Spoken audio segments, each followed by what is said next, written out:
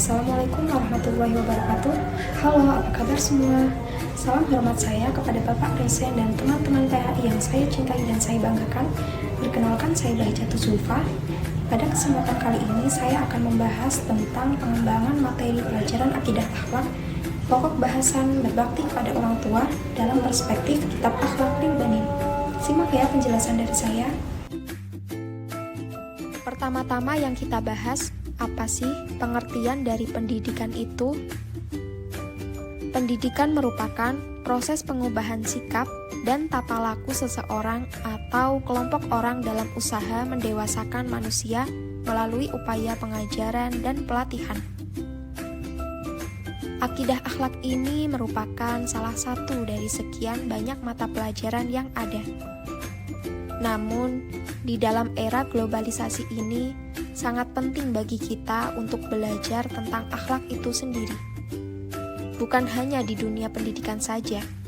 Dalam Al-Quran, terdapat perilaku akhlak terpuji yang hendaknya diaplikasikan oleh umat manusia dalam kehidupan sehari-hari.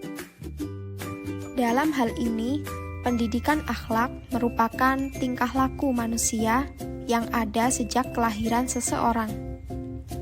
Setelah sekian lama, pembawaan itu menjadi norma yang dapat diterima oleh masyarakat, yaitu ada yang diakui oleh masyarakat sebagai akhlak yang baik dan ada pula yang keji.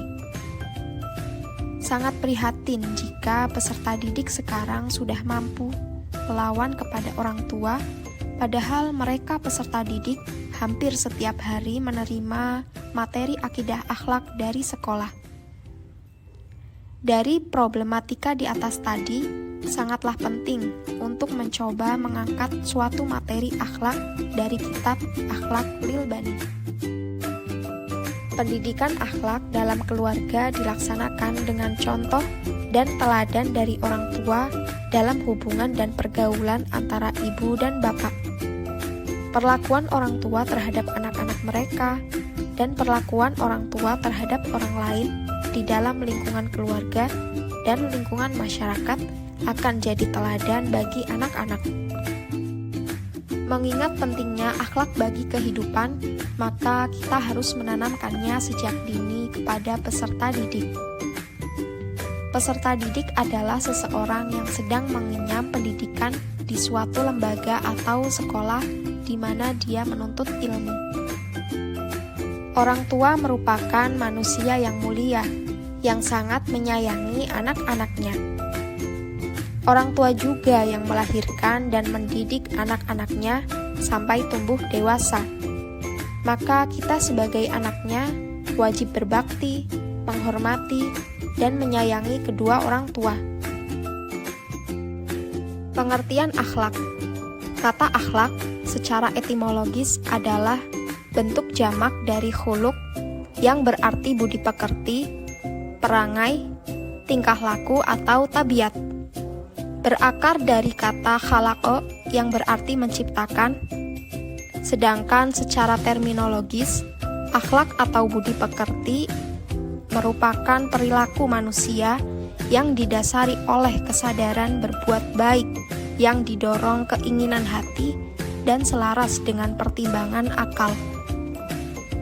Menurut Imam Al-Ghazali, akhlak adalah suatu sikap yang mengakar dalam jiwa yang darinya lahir berbagai perbuatan dengan mudah dan gampang, tanpa perlu kepada pikiran dan pertimbangan.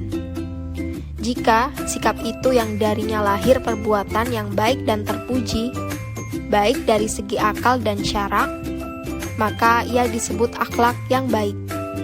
Dan jika lahir darinya perbuatan tercela, maka sikap tersebut disebut akhlak yang buruk.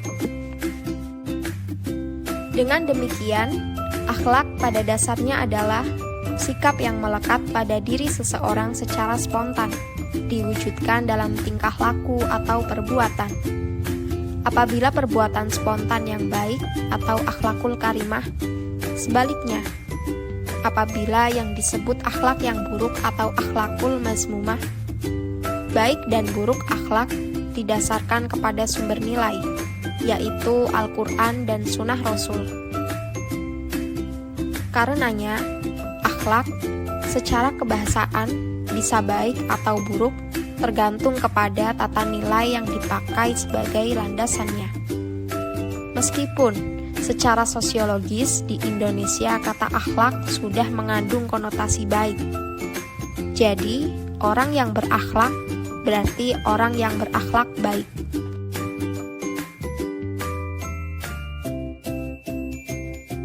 Kemudian di sini ada pengertian pengembangan.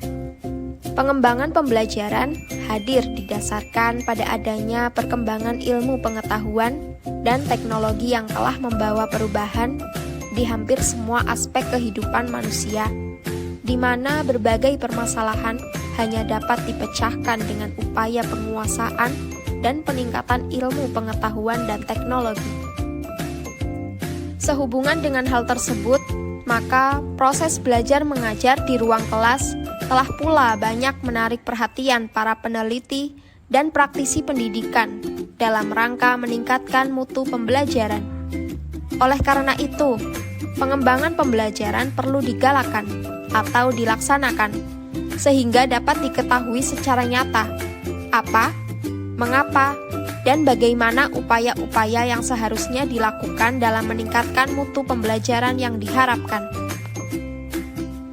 Dengan demikian, pembelajaran perlu dikelola dengan baik agar dapat mencapai hasil yang optimal.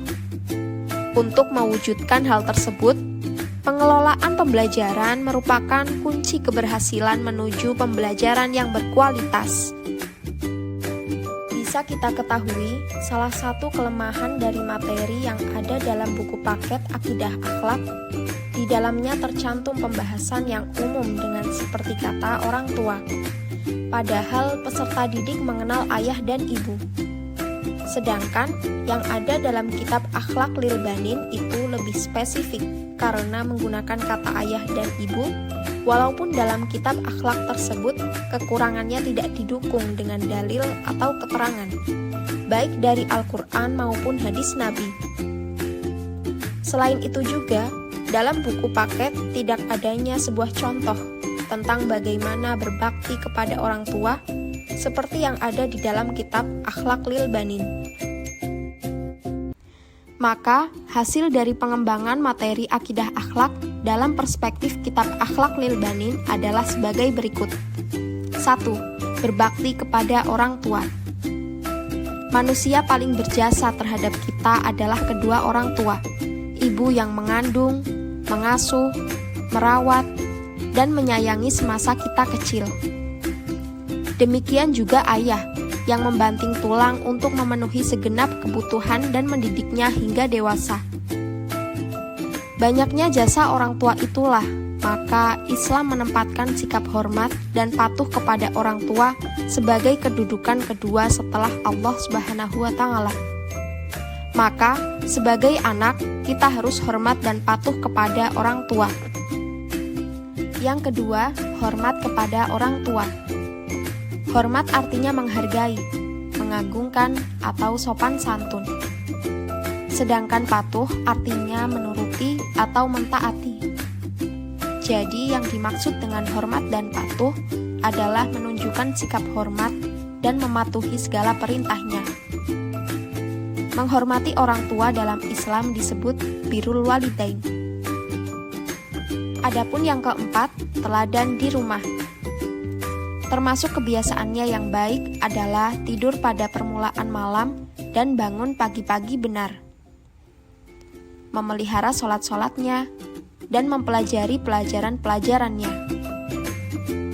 Tidak bermain, kecuali pada waktu bermain dan ia selalu mendengarkan nasihat-nasihat dari ayah dan ibunya. Jadi kesimpulannya adalah materi akidah akhlak dalam kitab Akhlak Lil Banin tentang berbakti kepada orang tua adalah sopan santun anak terhadap ibunya. Karena seorang anak tidak mampu membalas jasanya kecuali dengan berakhlak kepada ibunya.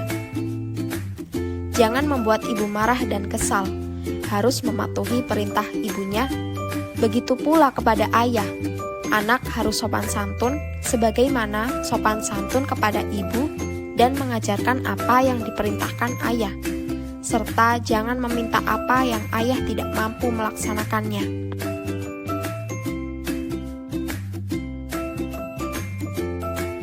Nah, itu tadi penjelasan dari saya mengenai pembahasan tentang pengembangan materi pelajaran akidah akhlak, pokok bahasan berbakti kepada orang tua dalam perspektif kitab Akhlak Lil Banin.